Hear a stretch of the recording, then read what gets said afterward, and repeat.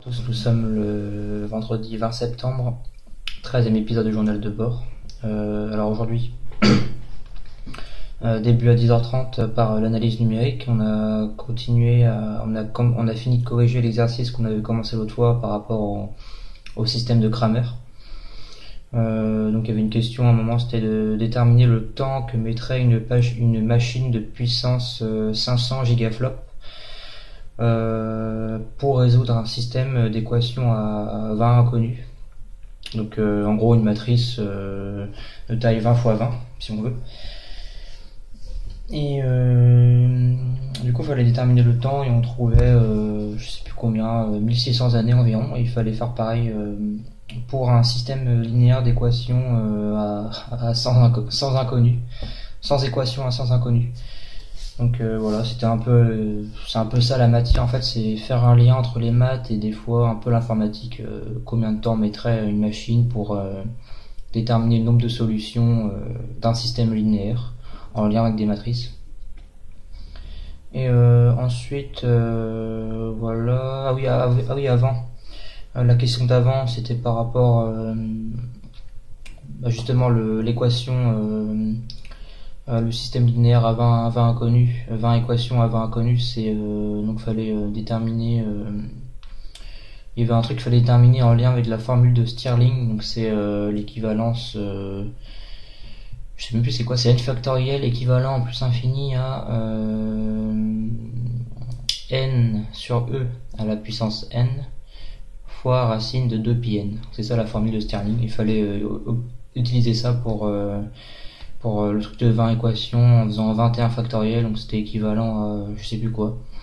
Et après il fallait déterminer le temps que mettrait une machine justement de 500 gigaflops pour calculer les 20 inconnus des équations.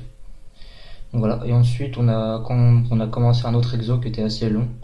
Donc c'est tout, 14h TD sur la topologie, donc on a corrigé que des exos en lien avec l'adhérence, déterminer l'adhérence d'un ensemble, montrer que des intervalles sont ouverts ou fermés. À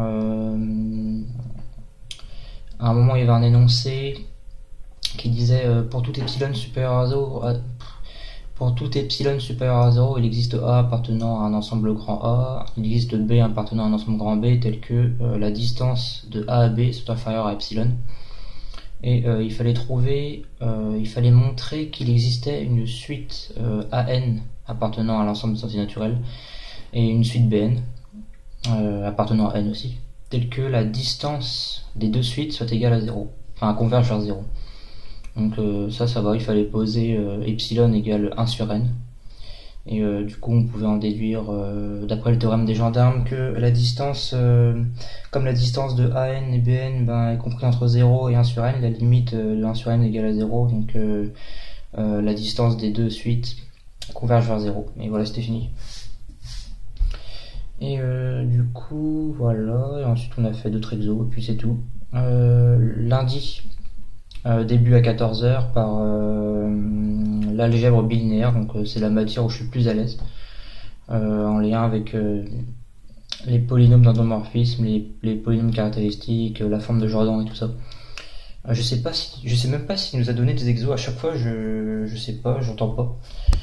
Pareil pour aujourd'hui, j'ai pas entendu. À part en topologie, elle a dit finissez ceux qu'il fallait faire pour aujourd'hui, pour la semaine prochaine. Ce matin, j'ai pas entendu qu'il fallait faire des exos pour l'analyse numérique. Les groupes, les anneaux, c'est pareil, j'ai pas entendu. Et oui, attention, la semaine prochaine, il y aura peut-être des contrôles surprises. Donc les groupes et anneaux, il a dit qu'il ferait ça. Il ferait des interros, donc ça va sûrement tomber mardi. Et la prof de topologie, elle a décidé de faire pareil. Parce qu'aujourd'hui, on s'est dit il y en aura un et tout ça, et finalement il n'y en a pas eu. Du coup, on était en train de rigoler. Du coup la prof s'est demandé pourquoi vous rigolez, et on lui a dit, il a dit ah non, la semaine prochaine on va dire. Du coup bon, c'est sûr que la semaine prochaine on y en aura un, malheureusement. Donc voilà, on verra bien. Du coup je vous souhaite un bon week-end, travaillez bien, et à lundi.